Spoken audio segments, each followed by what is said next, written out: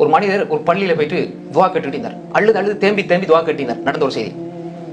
அப்போ ஒரு தனவந்தர் வந்து அவர்கிட்ட போய் கேட்டாரு, ஏன் நீங்க இவ்வளவு தேம்பி தேம்பி அழுது அழுது கெஞ்சி கதறி துவா கேட்கறீங்க, என்ன காரணம்?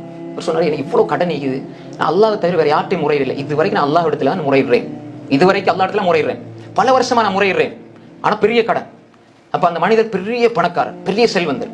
அவர் சொன்னாரு, உங்களுக்கு எவ்வளவு தேவை? சாதாரணமா ஒரு 20,000 திர்ஹம், சாதாரணம் உதாரணத்துக்கு 20,000 திர்ஹம் தான் எடுத்துங்க, இந்த எடுத்து கடன் என்ன செய்யுங்க, கடனை நீங்க கொடுத்துருங்க.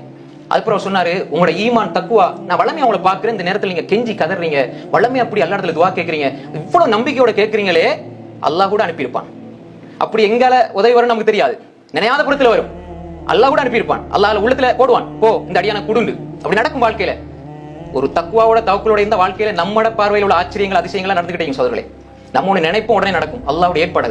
அப்ப இவர் சொன்னார், 20,000 இந்த எடுத்துக்க, நீ கொடுத்துருவாப்பா, நான் உடனே உன்னை பாக்குற உன்னை தக்குவா உன்னை தவக்குல பார்த்தாலும் எனக்கு இவ்வளவு புதுமா இருக்கு, ஆச்சரியமா, எங்களால முடியலையே, அல்லாஹ் தந்த ரிஸ்க் நான் தாரேன்னு சொல்லி உடனே கடன் முடியுது. முடிச்சு போன ஒரு விஷயம் சொன்னாரு, இந்த எனக்கு கார்டு, இதை வச்சுக்கங்க, உனக்கு எப்ப தேவையாலும் இந்த நம்பருக்கு போன் பண்ணி எவ்வளவு வேண்டாலும் நான் தரேன்.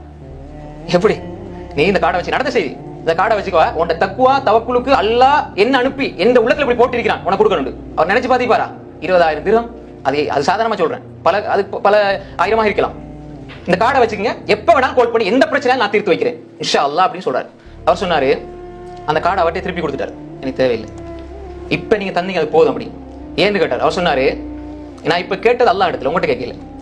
இப்ப நான் கார்டு எடுத்து உங்களை நம்பிட்டேன்னா நான் அல்லாஹ்வை மறந்துடுவேன். புரிஞ்சுதா?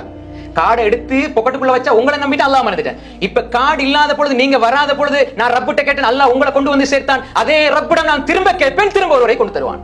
அது நீங்களா இருக்கலாம், வேற யாரா இருக்கலாம். கார்டின் மீது உங்கள் மீது நாம் நம்பிக்கை கொள்ள இல்ல, தந்ததுக்கு ஜிசாக்கல்லா, ஆனா என் ரப்பு எனக்கு எப்படியும் தருவான் என்று சொல்லி அந்த ஈமானை காட்டுறாரு. இன்னும் தகச்சு போறாரு, இன்னும் அன்பு கூடுது, தேடி தேடி உனக்கு செய்யணும், நீ யாரு என்னன்ற அளவுக்கு உள்ளத்துக்கு அல்லாஹ் தஆலா முஹப்பத்தை போடுறான். இதுதான் உமைய தவக்கல் அலல்லாஹ் ஃபஹுவ ஹஸ்பு. அன்புக்குரிய சகோதரர்களே, எங்க வாழ்க்கையில நீங்க அல்லாஹ்வை நம்பி பாருங்க, உறுதியா அவன்கிட்ட நம்பிக்கை வச்சு பாருங்க, தவக்குல் வச்சு பாருங்க, வாழ்க்கையினுடைய ஒவ்வொன்றும் வித்தியாசமாக தெரியும். அது மூமின்களுக்கு மட்டும்தான் சாத்தியம். எனவே அப்படிப்பட்ட நன்மக்களாக அல்லாஹ் நம்ம எல்லோரையும் ஆக்கிடுவானாக.